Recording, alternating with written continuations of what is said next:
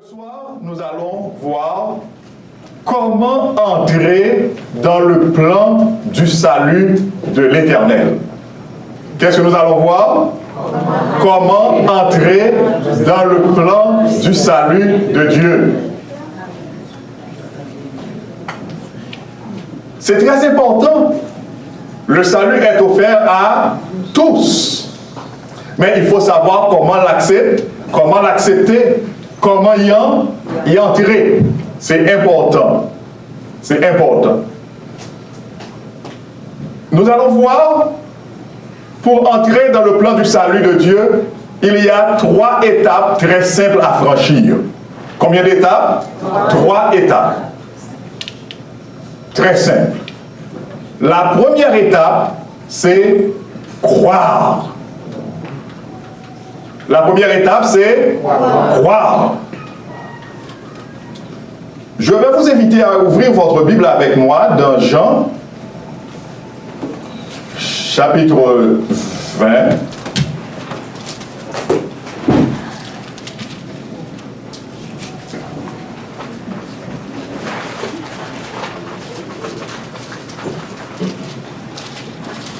Jean, chapitre 20, les versets 30 et 31.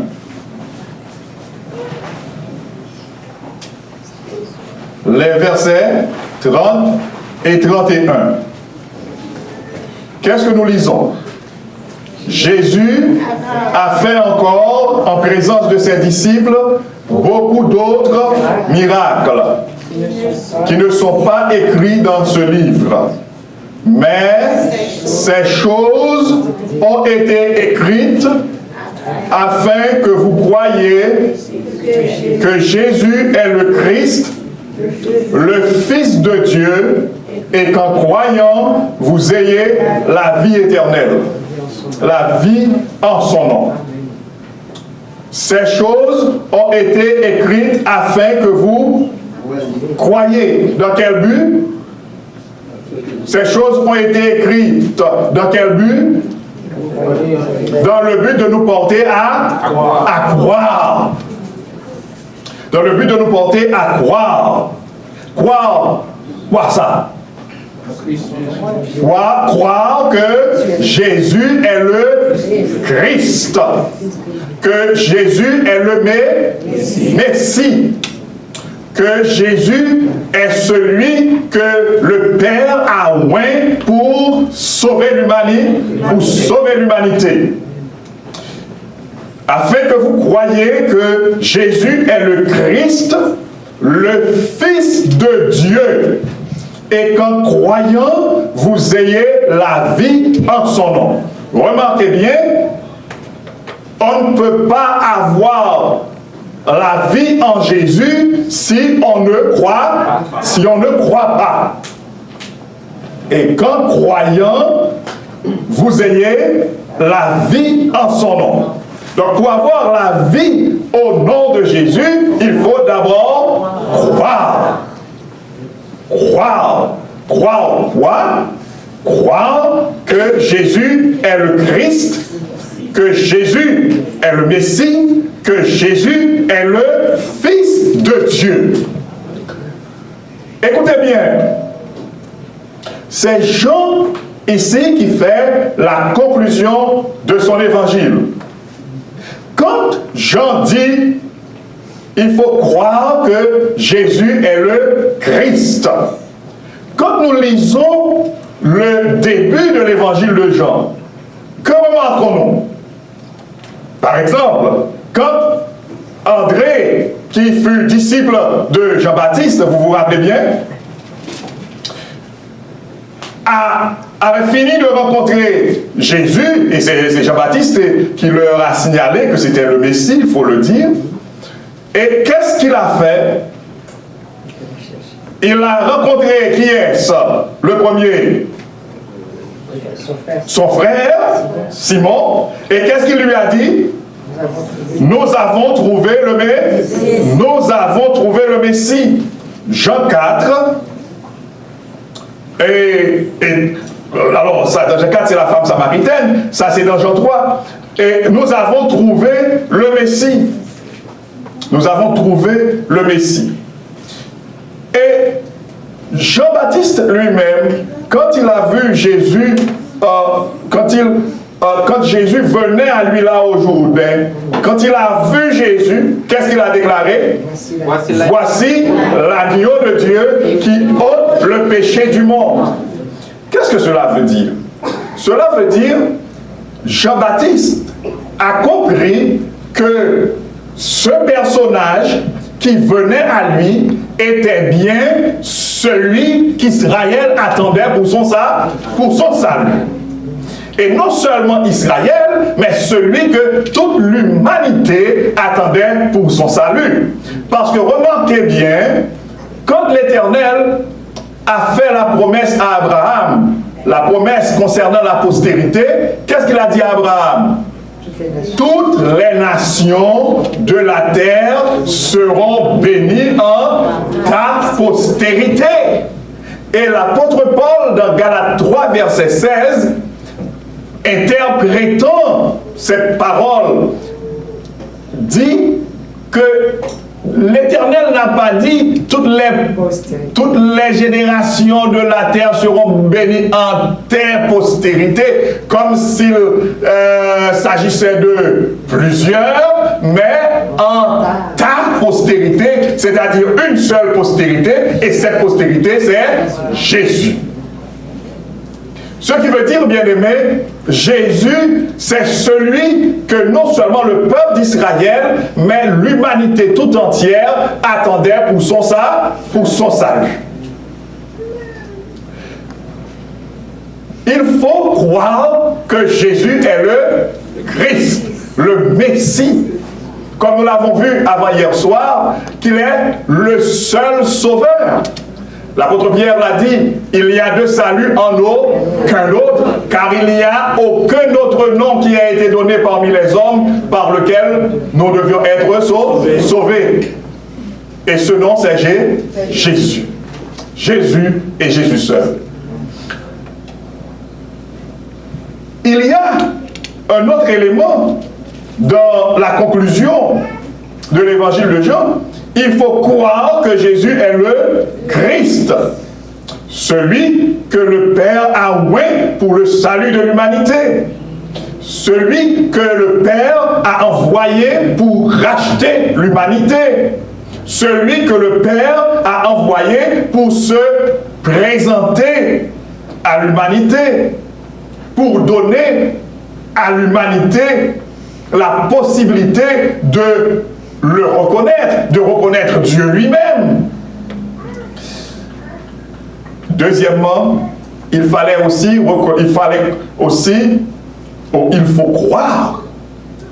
croire que Jésus est le Fils de Dieu. Le Fils de Dieu. Il faut croire que Jésus est le Fils de Dieu. Quand nous lisons Jean 1er, versets 1 à 3, qu'est-ce que nous trouvons? Au commencement était la parole était avec Dieu, la parole était Dieu. Et cette parole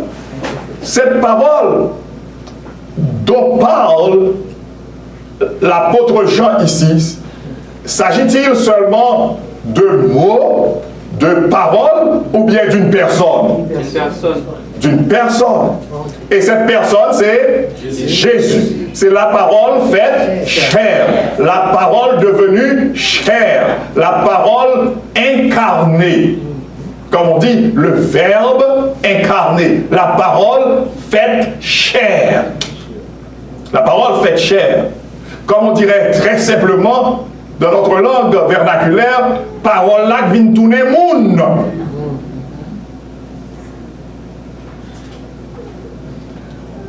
Mais il y a un autre élément à souligner. Au commencement était la parole était avec Dieu, la parole était Dieu. Quand nous lisons tout l'évangile de Jean, nous allons comprendre que Jean, à travers tout son évangile, il ne fait qu'une chose, montrer la divinité de Jésus-Christ. des 4 évangiles, l'évangile de Jean est celui où l'on trouve la divinité de Jésus mise en évidence, mise en vedette d'une manière on ne peut plus claire. Prenez du temps à la maison, lisez l'évangile de Jean et vous allez voir que tout ce qui se passe, tous les récits que raconte Jean, eh bien, il les raconte dans le but de montrer que Jésus est Dieu. Tantôt, vous allez voir que Jésus lit ce qui se passe dans le cœur des hommes, dans l'évangile de Jean. Or, c'est dit dans la Bible, seul Dieu connaît, seul Dieu sait ce qui se passe dans le cœur de l'homme, dans l'esprit de l'homme. Le cœur spirituel, c'est le cerveau, l'esprit de l'homme. Vous pouvez être en train de réfléchir sur quelque chose là. Moi, je peux deviner, mais je ne peux pas savoir exactement ce qui se passe dans votre tête. Mais Dieu, lui, il sait exactement ce qui se passe dans la tête de chacun de nous. Et Jésus, lui, à plusieurs reprises, eh bien, il le faisait. Les gens pensaient des choses et il leur a dit, eh bien, voici ce que vous êtes en train de penser ou pourquoi vous pensez de telle ou de telle manière. Donc, tous les récits de l'évangile de Jean n'ont qu'un objectif, montrer la divinité de Jésus. Et même le Fils de Dieu, vous allez me dire, mais non, c'est le Fils qui est dit ici. Mais remarquez bien, le Fils de Dieu, pourquoi, toujours dans l'évangile de Jean, pourquoi, quand Jésus s'est déclaré Fils de Dieu, pourquoi les rabbins, les juifs, les pharisiens, les grands maîtres de la loi, là, pourquoi voulaient-ils lapider Jésus? Quand Jésus s'est déclaré Fils de Dieu, pourquoi voulaient-ils eux-mêmes lapider Jésus? Ils ont dit que Jésus était en train de blasphémer. Pourquoi? Ils ont expliqué. En te disant Fils de Dieu, tu te déclares Dieu. Donc le juif savait très bien que le Fils de Dieu est pleinement Dieu. Quand le Fils de Dieu, il savait que quand le Fils de Dieu viendrait, eh bien ce serait Dieu parmi les hommes, parce qu'il connaissait très bien les prophéties, et particulièrement les prophéties d'Ésaïe. On l'appellera comment? C'est magnifique. On l'appellera admirable, conseiller, Dieu puissant, Père éternel, Prince de la paix. Donc, il savait très bien que le Messie, que le Fils de Dieu, qui devrait venir, eh bien, quand il serait venu, ce serait alors Dieu parmi eux. Emmanuel, Dieu avec nous. Alors, quand l'apôtre Jean dit, il faut croire que Jésus est le Fils de Dieu, cela veut dire qu'il faut croire que Jésus est Dieu. Il faut croire que Jésus est Dieu. Nous avons lu dans Ésaïe 9, verset 5, car un enfant nous est né, un fils nous est donné, et la domination reposera sur son épaule. On l'appellera admirable, conseiller, Dieu puissant, Père éternel, Prince de la paix. Amen. Amen. Mais pourquoi est-il important de reconnaître la divinité de Jésus pour avoir la vie? Pourquoi est-il important de reconnaître la divinité de Jésus pour avoir la vie? Est-ce que si je crois que Jésus est une créature, cela ne revient pas au même? Est-ce que vous êtes avec moi, chers amis? Est-ce que si je crois que Jésus est une créature, je reprends, que je crois que Jésus est une créature, que je crois que Jésus est Dieu, est-ce que ce n'est pas la même chose? Pardon? Totalement différent. Totalement différent. Parce que la créature est créature. Une créature est une créature et Dieu est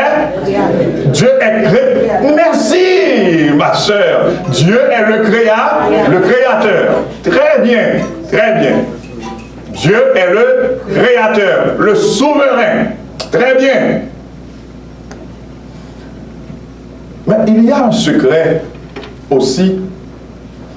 Nous allons tourner notre Bible dans Lévitique. Dans Lévitique, chapitre 17, le verset 11. Lévitique, chapitre 17, verset 11. On est là? Lévitique, Genèse, Exode, Lévitique. Genèse, Exode, Lévitique, Nombre, Deutéronome.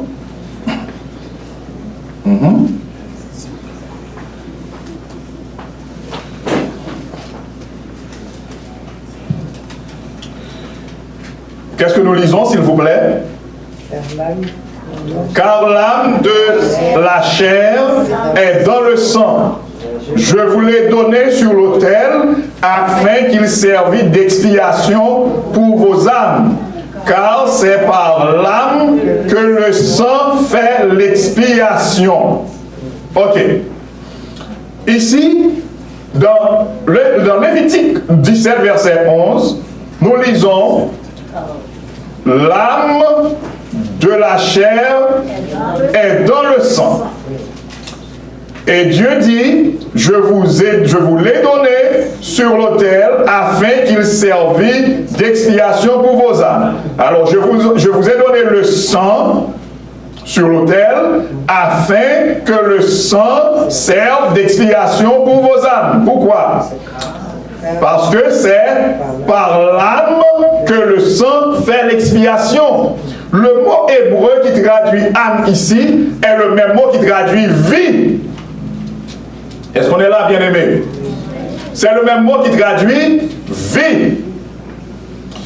Alors, on pourrait traduire ainsi, et vous allez trouver dans d'autres versions la traduction de ce texte ainsi.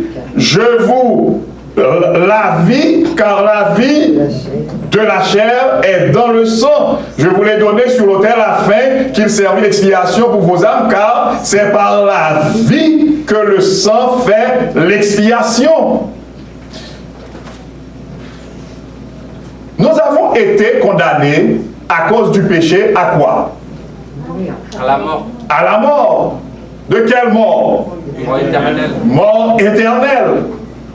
Et Jésus est venu donner sa vie en rançon. Jésus est venu donner sa vie en rançon pour faire quoi? Pour nous racheter de quoi? De la mort éternelle. De la condamnation à la mort éternelle. Suivons bien. Nous étions condamnés à la mort éternelle. À cause du péché, on est condamné à la mort éternelle. Il nous faut être rachetés de cette mort éternelle. Il nous faut être rachetés de cette mort éternelle.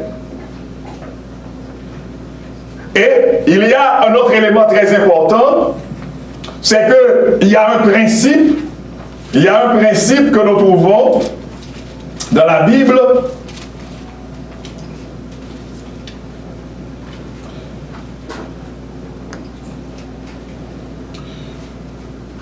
C'est dans Hébreu. Il est écrit, Hébreu 9, verset 22. Hébreu 9, verset 22. Hébreu 9, verset 22. Hébreu 9, verset 22. On est là? Qu'est-ce que nous lisons? Et presque tout, d'après la loi, est purifié avec du sang. Et sans effusion de sang, il n'y a pas de pardon. Parce que c'est par le sang qu'on est expié. Et qu'est-ce qui, dans le sang, en réalité, fait l'expiation? L'âme. La vie, l'âme, la vie qui est dans le sang. Est-ce que je suis clair jusqu'à présent? Je suis clair? Et maintenant, à cause du péché, nous sommes condamnés à la mort éternelle. Et pour être rachetés de cette mort éternelle, il faut un sang. Il faut un sang. Qui a la vie éternelle. Il faut un sang qui est la vie éternelle. La vie éternelle. Est-ce qu'on est là? On n'est pas là, non? La vie. Alors, le sang de toute créature. Alors, toute créature, quel que soit quelle que soit la classe à laquelle appartient cette créature, reste une créature. Si vous prenez n'importe lequel des anges du ciel, même l'ange Gabriel, s'il s'était incarné, est-ce que vous pensez que son sang aurait de la vie éternelle? Non. Pardon? Non. Non. Parce qu'un seul est éternel, c'est Dieu. Dieu seul est éternel. Et c'est seulement Dieu, écoutez bien, c'est seulement Dieu et Dieu seul qui peut racheter aussi de la mort éternelle. Amen. C'est un mystère que toi et moi, nous n'arriverons jamais à comprendre. Mais Dieu s'est fait homme pour que, comme Jésus l'a dit dans Hébreu, tu m'as donné un corps. Tu m'as donné un corps. Dieu s'est fait homme. Dieu s'est fait chair afin que dans ce corps, il circule du sang. Et la vie qui est dans ce sang, ce n'est pas une n'importe quelle vie, c'est de la vie éternelle. Et c'est pourquoi c'est seulement, permettez-moi de le dire ainsi, c'est seulement le sang de Dieu qui peut racheter l'homme de la condamnation à la mort éternelle. C'est seulement le sang de Dieu qui peut vraiment pardonner les péchés, effacer pour de bon les péchés et garantir la vie éternelle à l'homme, à l'humanité tout entière. Quelle que soit la créature, il lui serait impossible de réaliser cette prouesse, cet exploit. Est-ce que c'est clair? D'où l'importance de ce petit texte très court de Jean. Ces choses ont été écrites afin que vous croyez. Afin que vous croyiez que Jésus est le Christ. Que Jésus est le Fils de Dieu. Et qu'en croyant, vous ayez la vie en son nom. Je dois vous le dire franchement, je ne dois pas le garder pour moi-même. Si quelqu'un croit que Jésus est une créature, le sang de Jésus ne peut pas être efficace pour laver les péchés de cette personne. Vous m'avez bien entendu?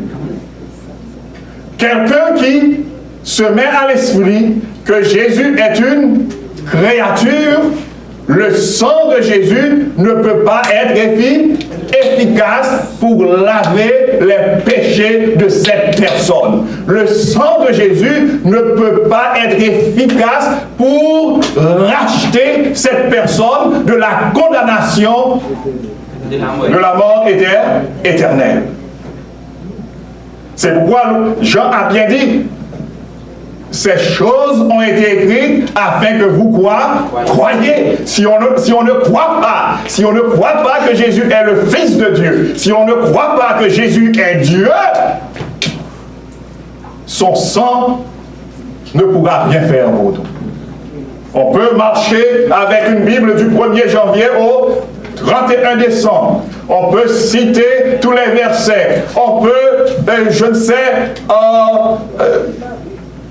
passer les 24 heures du jour à parler de Dieu.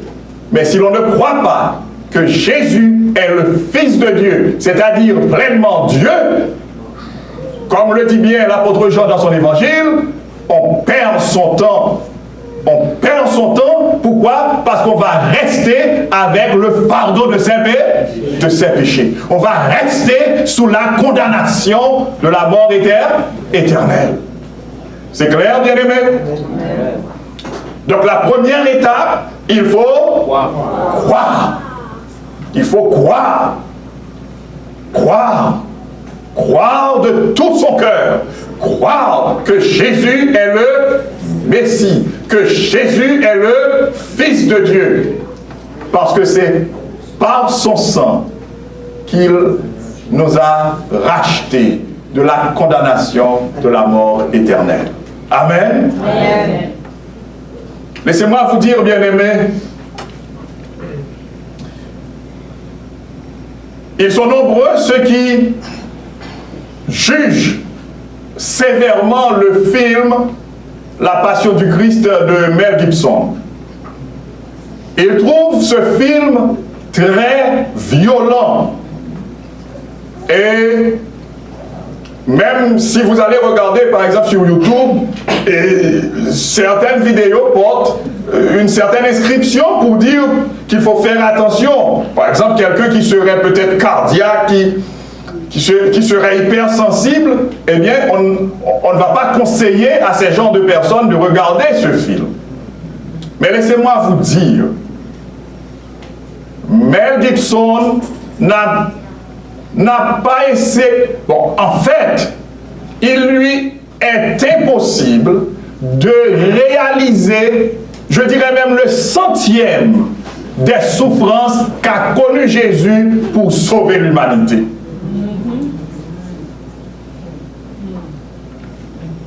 C'est vrai que nous trouvons le film très violent, mais la violence qu'a subi Jésus, en réalité, comme disent les Québécois, en vie réelle, en vraie vie, la violence qu'a subi Jésus, eh bien, le film de Mel Gibson ne l'a pas reflété même au centième. Lisons Ésaïe 53. Ésaïe 53. À partir du verset 1er.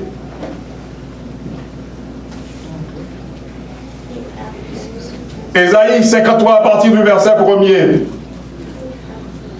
Qui a cru à ceux qui nous étaient annoncés? Qui a reconnu le bras de l'Éternel? Il s'est élevé devant lui comme une faible plante, comme un rejeton qui sort d'une terre desséchée. Il n'avait ni beauté ni éclat pour attirer nos regards, et son aspect n'avait rien pour nous plaire.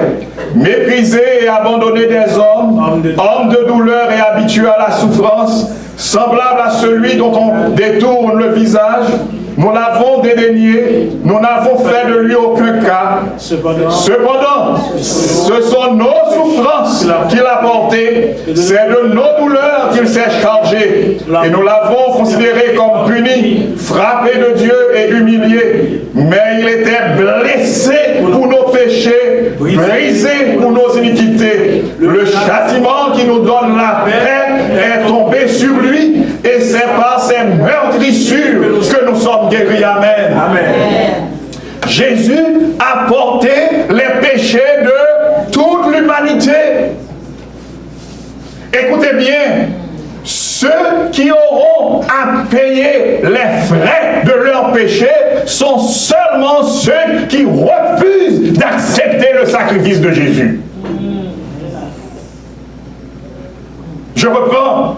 ceux qui auront à payer, dis-je, vous n'êtes pas là. Les frères. Ceux qui auront à payer les frais de leur péché, ceux qui auront à connaître le châtiment de la mort éternelle, sont seulement ceux-là et celles-là qui choisissent de ne pas accepter le sacrifice de Jésus-Christ.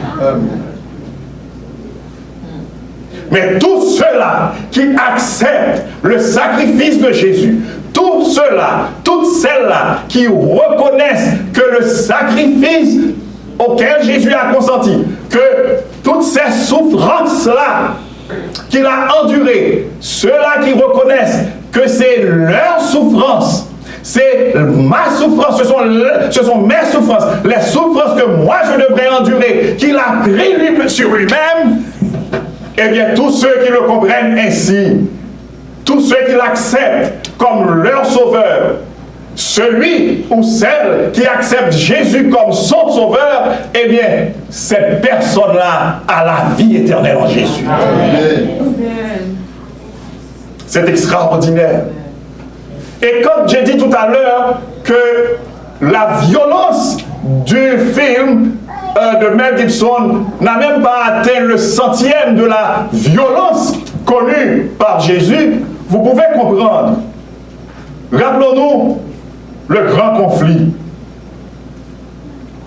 C'est le match final qui se jouait là. On comprend ça? Satan devait jouer le tout pour le tout pour le tout. Il était personnellement présent dans la foule. Et c'est lui qui animait la foule. Et vous savez quelque chose? Ce qui était encore plus terrible pour Jésus, Jésus était livré, permettez-moi de le dire ainsi, livré à lui-même. Parce que, comme le dit l'apôtre Pierre, il s'est identifié au péché. Et le Père ne peut pas regarder le péché. Donc quand on regardait Jésus sur la croix, avec des yeux spirituels, on verrait un bloc de péché. Un bloc de péché. Et le Père s'est couvert la face. Donc Jésus dans ce cas, devait subir toute la rage de Satan. Il a subi toute la rage de Satan. Et tout cela, pour toi, pour moi, pour nous racheter de la condamnation à la mort éternelle et pour nous placer sur le chemin de la vie éternelle. Nous disons béni soit l'Éternel. Gloire à Dieu. Merci Jésus. Merci Jésus. Merci Jésus. Nous n'arriverons jamais à comprendre ce sacrifice bien-aimé. Nous passerons toute l'éternité à étudier ce sacrifice. Nous n'arriverons jamais à le comprendre. Quel amour! Quel amour! Quel amour! Dieu s'est fait homme. Dieu s'est fait chair pour me sauver, pour te sauver. Et tous ceux qui y croient ont la vie éternelle. Amen. Ont la vie éternelle. Ont la vie éternelle. C'est la première étape. C'est la première étape à franchir dans le processus pour entrer dans le salut. Pour entrer dans cette délivrance, il faut tout d'abord croire. Croire. Dieu demande seulement croire. La deuxième étape, c'est se repentir. Se repentir. Il faut que je reconnaisse que moi je suis un pécheur. Et que j'ai besoin d'un sauveur. La repentance, en fait, si on se réfère à la racine grecque, eh bien ça veut dire, ça implique non seulement un regret de ce que l'on a fait de mal, mais ça implique aussi un changement de direction. Un changement de direction. Et remarquez bien, Jean est venu, qu'est-ce qu'il a prêché? La repentance. Repentez-vous. Jésus est venu aussi, il a dit, repentez-vous. Et allons dans Acte 2, le jour de la Pentecôte, Acte 2, versets 37 et 38, nous allons voir le 37 d'abord. 37 et 38. Acte 2, versets 37 et 38. Qu'est-ce que nous lisons? Après avoir entendu ce discours, ils eurent le cœur vivement touché. Et ils dirent à Pierre et aux autres apôtres, hommes frères, que ferons-nous? Et on pourrait dire, que ferons-nous pour être sauvés? Que ferons-nous pour être pardonnés? Que ferons-nous pour être délivrés de notre condamnation? Parce que quand nous lisons le discours de Pierre, eh bien, le discours de Pierre a mis le peuple en accusation. Et le discours de Pierre a fait bien comprendre au peuple, eh bien, que c'est à cause de leur péché aussi que Jésus était mis à mort. Non seulement c'est à cause de leur péché, mais eux-mêmes aussi, ils ont contribué à la mise à mort de Jésus. Et alors leur cri a été, hommes frères, que ferons-nous? Que ferons-nous pour être sauvés? Que ferons-nous pour être délivrés de cette condamnation? Que ferons-nous pour être délivrés de ce châtiment, du châtiment de la mort éternelle? Parce que le salaire du péché, c'est la mort. Et qu'a répondu Pierre et les autres apôtres? Quelle réponse les gens ont-ils trouvé? Repentez-vous. D'abord, repentez-vous. Prenez conscience que vous étiez sur le chemin du mal, de la méchanceté, de la mort éternelle. Regrettez votre mode de vie et changez de direction. Si on se plaint sur son ancienne façon de vivre et on s'arrête là seulement, est-ce qu'on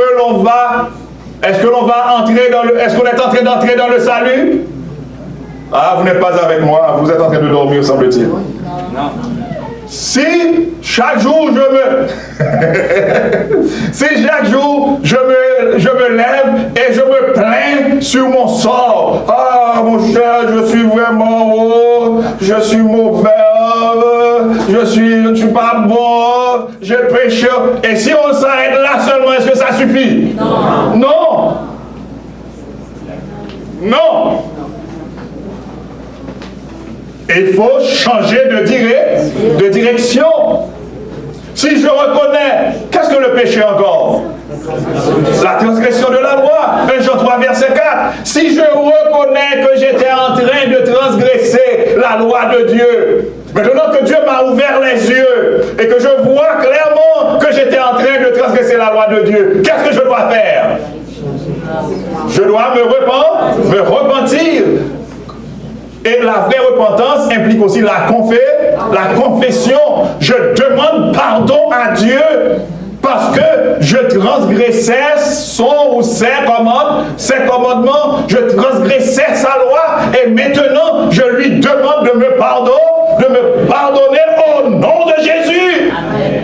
Au nom de Jésus, parce que je crois que Jésus s'est offert en sacrifice pour moi. Je crois que le sang qu'il a versé pour moi sur la croix du calvaire, ce sang contenait la vie éternelle. de la vie éternelle. Et grâce à cette vie éternelle, je peux être racheté du châtiment de la mort éternelle pour avoir la vie éternelle en Jésus. Amen. C'est clair, bien-aimé? La deuxième étape, c'est la repentance. Une repentance sincère. Une repentance active aussi. Ce n'est pas un remords. Prenons par exemple deux cas en exemple. Judas et Pierre. Judas, qu'est-ce qu'il a fait? Il a eu un remords et il est allé remettre l'argent et après qu'est-ce qu'il a fait? Il est allé se pendre. Mais Pierre, lui, il s'est repenti, il a demandé pardon et Dieu qui a vu son cœur aussi lui a accordé ce pardon au nom de Jésus et Pierre était réhabilité. Pierre pouvait rejoindre le corps des apôtres et ici, le jour de la Pentecôte, le porte-parole était qui? Pierre. Oh, quelle miséricorde! Quelle miséricorde! Dieu est le Dieu miséricordieux, compatissant, lent à la colère et riche en bonté. Si je prends conscience, si tu prends conscience, si nous prenons conscience de nos péchés, de nos maux, et si nous sommes disposés à les abandonner, Dieu est disposé aussi à nous pardonner. Amen. Dieu ne veut pas seulement que nous nous fassions des amis du péché. Parce que le péché est l'ennemi numéro 1 de Dieu. Le péché a mis Dieu à mort. Scandale. Vous allez me dire scandale parce que Dieu est immortel. Mais quand Dieu s'est fait homme, quand Dieu s'est fait chair, eh bien, l'homme qu'il était, la chair qu'il était, a été mise à mort à cause du péché. Donc, bien-aimés, ne donnons pas de surnom au péché. N'appelons pas péché père pêche. Ne parlons pas de petit péché, moyen péché, gros péché, grand péché. Tout péché est péché. Tout péché est condamnable. Le péché est la transgression de la loi. Moi, je le dis chaque jour. Mes amis, ce sont ceux-là qui m'aident à vivre en harmonie avec mon Dieu. Amen. Mes amis, ce sont ceux-là qui m'aident à vivre en harmonie avec la parole de Dieu. Amen. Mes amis, ce sont ceux-là qui m'aident à vivre en harmonie avec la loi de Dieu. Amen. Je le dis chaque jour à la maison. Ma femme est mon amie si elle m'aide à vivre en harmonie avec la volonté de Dieu. Mes enfants sont mes amis s'ils m'aident à vivre en harmonie avec la volonté de Dieu. Mes amis sont ceux qui m'aident à vivre en harmonie avec la volonté de Dieu. Vos amis, nos amis bien-aimés, doivent être ceux-là qui nous aident à vivre en harmonie avec la volonté de Dieu. Parce que personne ne peut nous accorder le salut. C'est Dieu et Dieu seul par Jésus-Christ. Dieu et Dieu seul. Donc ça, c'est la deuxième étape. La première étape, c'est quoi? Croire. Et la deuxième étape, c'est se repentir. Et quelle est la troisième étape? Recevoir le baptême. Recevoir le baptême. Recevoir le baptême biblique. Alors, revenons à notre texte là. Et acte 2, versets 37 et 38. Lisons le verset 38. Pierre leur dit, repentez-vous. Nous venons de parler de la repentance. Et Repentez-vous. On n'est pas là. Repentez-vous. Qu'est-ce que cela veut dire? Repentez-vous et qu'est-ce que cela veut dire? Il faut les deux. Et conjonction de coordination. Repentez-vous et terminez pour moi s'il vous plaît. Que chacun de vous soit baptisé au nom de Jésus-Christ pour le pardon de vos péchés et vous recevrez le don du Saint-Esprit. Repentez-vous, la repentance. Et que chacun, que le mari se fasse baptiser pour l'épouse. Non. Mais vous prenez plaisir à me démentir. Pourquoi? C'est nécessaire. Parce que ce que j'ai dit là est totalement contraire à la parole de Dieu. Amen. Quelle que soit la personne, si ce qu'elle dit est contraire à la parole de Dieu, gentiment, il faut le lui dire. Il faut lui dire que ce que tu as dit là est contraire à la parole de Dieu. C'est important. Que chacun, pas pour fils, ou fils pour papa, fille pour maman, maman pour fille. Ces derniers jours, bon, pas ces derniers jours, et il y a des gens qui pensent qu'ils peuvent même se faire baptiser pour des morts. Oh oui! Oui, par exemple, ma grand-mère qui est morte depuis 1900, combien là, et puis je me ferai baptiser pour elle. Quelle folie! Non! Que chacun de vous soit baptisé au nom de Jésus pour le pardon de vos péchés. Repentez-vous.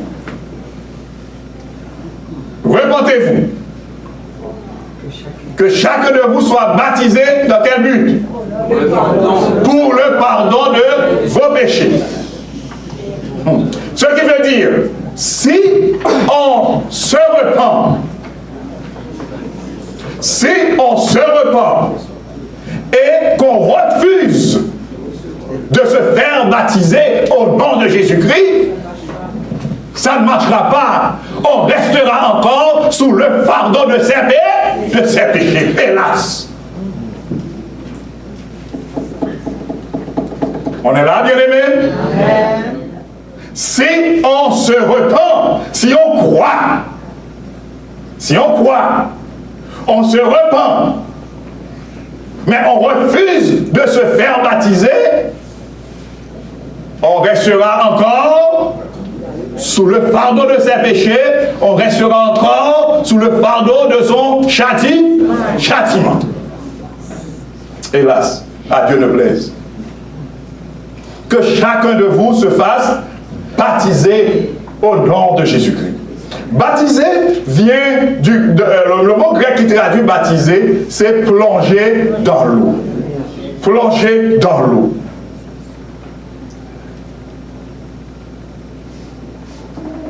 Oh, wow.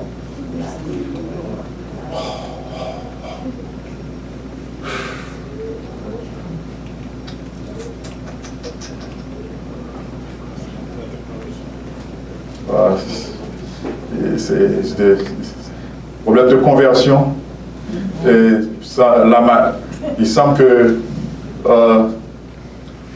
la version que j'ai utilisée pour préparer les diapos n'est pas trop compatible à la version qu'on utilise ici. Désolé. La parole de Dieu continue. Oui. Alors, soyez avec nous. J'ai préparé deux. Ça arrive. Bon, on continue. Alors, je disais, le baptême Baptiser veut dire plonger dans l'eau.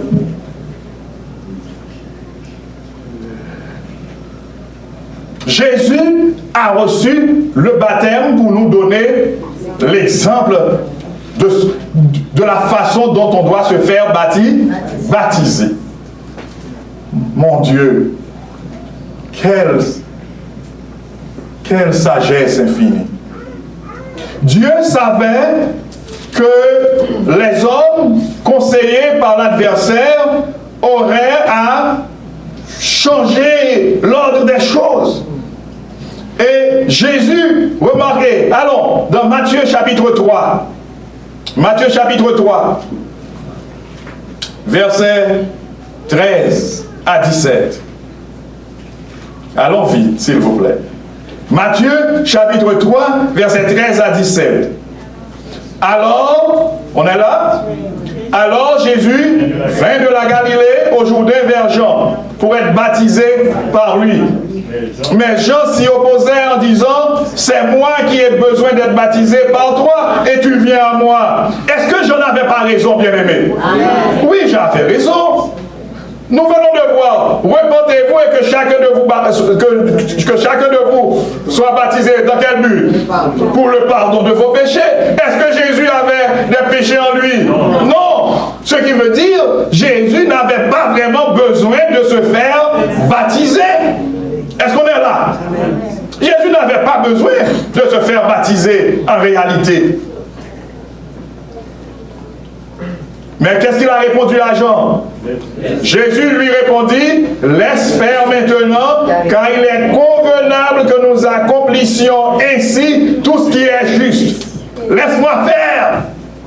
Laisse-moi faire. Parce que je sais qu'en donnant l'exemple, ça va servir aux générations futures. Et Jean ne lui résista plus. Le maître a parlé, Jean a obéi. Ah, telle doit être mon attitude, bien-aimé. Telle doit être l'attitude de chacun de nous. Le maître a parlé, j'obéis. Le maître a parlé, obéis. Amen. Amen. Et dès que Jésus était baptisé, il sortit de l'eau. Ce qui veut dire, où est-ce qu'on a baptisé Jésus? Dans l'eau. Où est-ce qu'on a baptisé Jésus? Dans l'eau. Et voici les cieux s'ouvrirent et il vit l'Esprit de Dieu descendre comme une colombe et venir sur lui. Et voici une voix fit entendre des cieux ces paroles. Celui-ci est mon Fils bien-aimé en qui j'ai mis toute mon affection. Donc, le baptême se fait dans l'eau. Lisez toute la Bible. Allez lire Acte 8 à la maison. Le baptême de l'eunuque éthiopien. Vous allez voir, c'était dans l'eau. Dans l'eau. Si on vous fait passer, si on vous a fait passer sous des drapeaux, vous n'avez pas reçu de baptême. Vous n'êtes pas encore baptisé. Si on vous a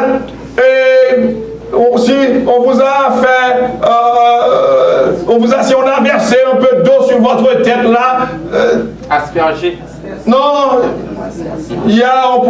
on prend un vase d'eau, on prend un récipient avec de l'eau et puis on verse ça sur votre tête.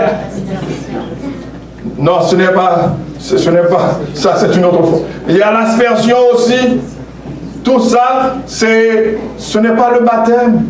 Ce n'est pas le baptême. Et puis, il y a un élément clé aussi à ne pas oublier dans le baptême. Marc 16. Marc 16. Marc 16.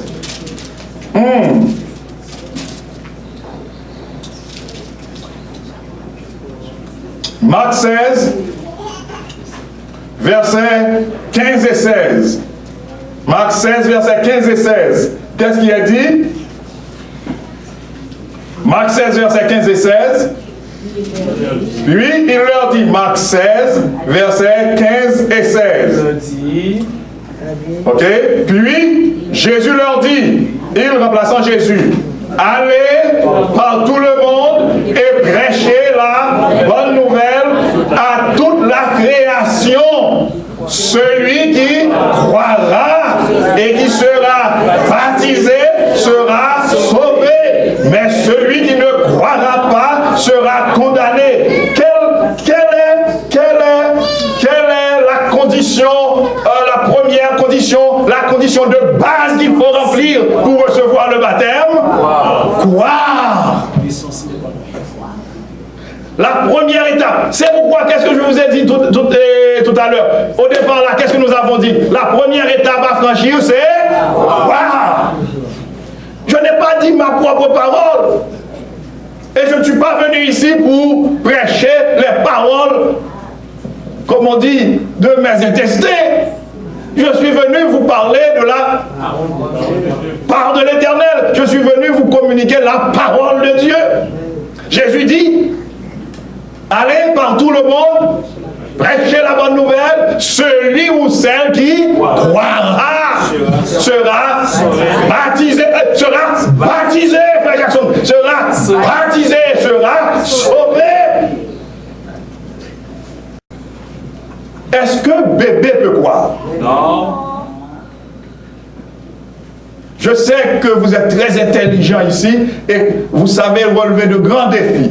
Est-ce que bébé peut croire? Non. Est-ce que bébé peut recevoir le baptême? Non. Selon la Bible? Non. On peut faire quelque chose que l'on appelle, je ne sais, on va faire son affaire. Mais si on veut administrer le baptême selon la Bible, il faut que la personne soit en mesure de croire. Est-ce que quelqu'un qui est dérangé mentalement peut croire? Est-ce que vous pouvez baptiser quelqu'un qui est dérangé mentalement? Non. Non, pourquoi? Je ne sais pas quoi. Parce que cette personne ne peut pas croire dans cet état-là. Parce que la condition de base pour recevoir le baptême, il faut croire. Il faut que la personne soit en mesure de croire. Celui qui croira et qui sera baptisé sera sauvé. Celui qui ne croira pas, tout droit. Celui qui ne croira pas va tout droit à la condamnation. Parce que si on ne croit pas, on ne va pas non plus accepter de se faire baptiser. Si on refuse de se faire baptiser, même quand on dit des lèvres, même quand on dit de sa bouche que l'on croit, en réalité on ne croit pas. C'est clair, bien-aimé?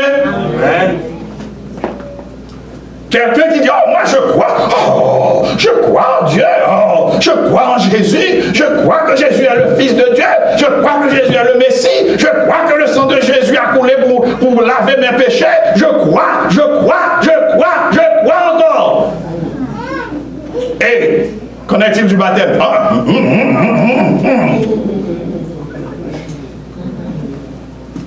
Celui qui ne croira pas sera condamné. Parce que le fait de ne pas vouloir recevoir le baptême dit que l'on ne croit pas en réalité. Celui qui croira et qui sera baptisé sera sauvé. Celui qui ne croira pas sera condamné. Pour finir ce soir, pourquoi est-il important que l'on reçoive le baptême? Voyons Romains 6 pour voir. Romains 6 pour terminer.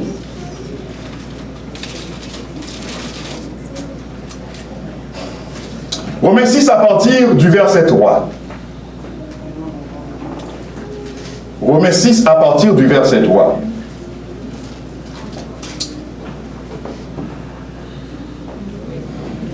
Alléluia.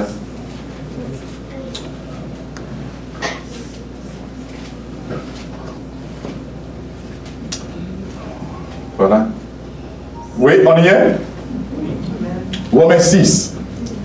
Ensemble, ignorez-vous que nous tous qui avons été baptisés en Jésus-Christ, c'est en sa mort que nous avons été baptisés. Nous avons donc été ensevelis avec lui par le baptême en sa mort. Arrêtons-nous. Qu'est-ce qu'on dit là? Enseveli. Enterré.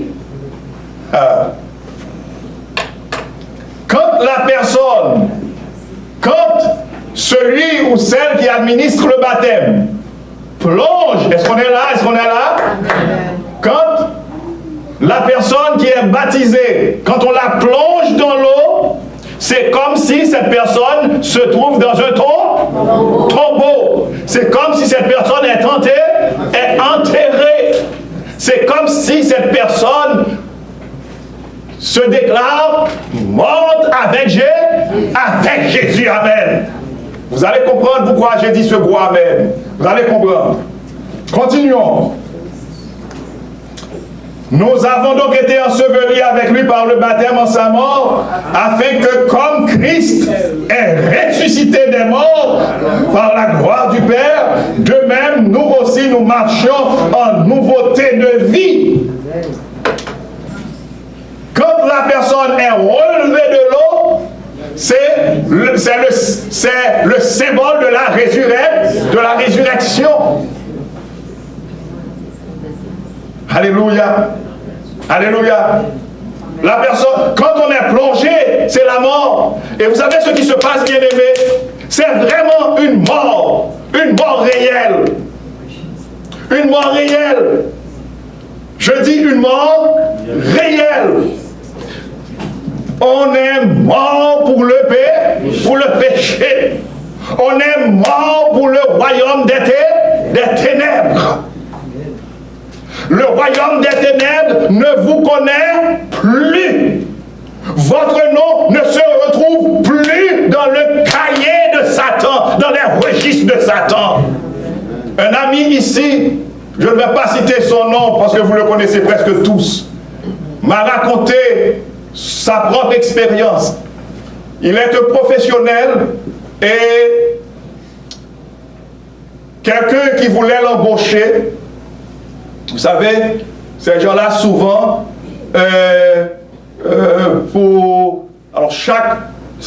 comme nous avons dit tantôt, Satan en a pour tous les goûts. Il en a pour tous les goûts. Il y a ces gens-là, avant d'embaucher des employés, il faut qu'ils consultent leur médium, pour qu'ils sachent est-ce que c'est quelqu'un de bien, est-ce que c'est quelqu'un, surtout la personne est un expert comptable, est-ce que c'est quelqu'un à qui il peut faire confiance. Mais cette personne était un membre de la famille de Dieu. Cette personne est un membre de la famille de Dieu. Cette personne a déjà reçu le baptême. Cette personne est déjà morte avec Christ. Cette personne est déjà morte pour le monde des ténèbres. C'est-à-dire son nom n'est plus dans les registres de Satan. Et quand le patron est allé consulter le médium là pour qu'on fasse venir la personne et lire sa vie, voir si c'est... Le médium a dit non, je ne peux pas le retrouver. Amen. Le médium a tout essayé, mais il a échoué. Il a échoué. Le médium a dit au patron, sauf s'il accepte d'apporter sa propre photo, peut-être que je verrai. Mais moi, je ne peux pas le faire venir et voir. Le voyant ne pouvait rien voir. Le voyant ne pouvait rien voir parce que cette personne n'est pas enregistrée. Cette personne n'existe plus dans son monde. Cette personne n'existe plus dans les registres de son grand patron, Satan le diable. Cette personne est déjà morte pour le monde et elle est déjà ressuscitée pour mener une vie nouvelle avec Jésus-Christ. Vous comprenez ça? Bien-aimé, Satan connaît bien des choses. Et c'est pourquoi il met un tas de fausses formes de baptême.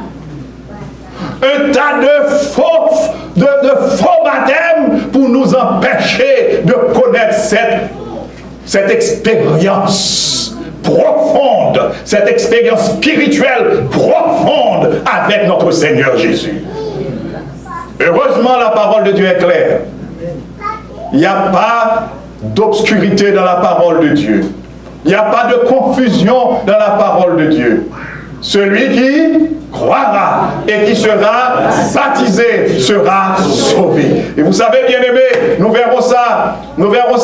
Quand on croit de tout son cœur, qu'on se repent et qu'on reçoit le baptême, eh bien, on reçoit le Saint-Esprit de Dieu.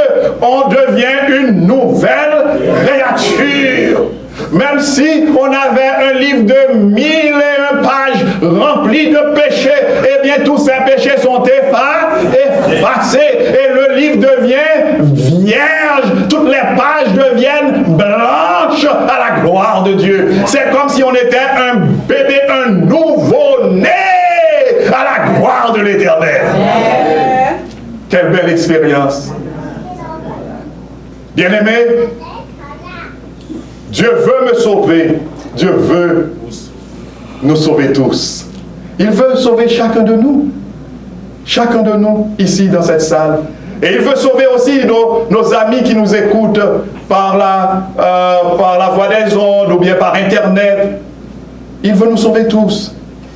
Les 3 étapes à franchir, c'est croire, se repentir et se faire baptiser. C'est une question de vie ou de mort. Sur le plan spirituel, c'est une question de vie ou de mort. Parce que celui qui ne croit pas est condamné.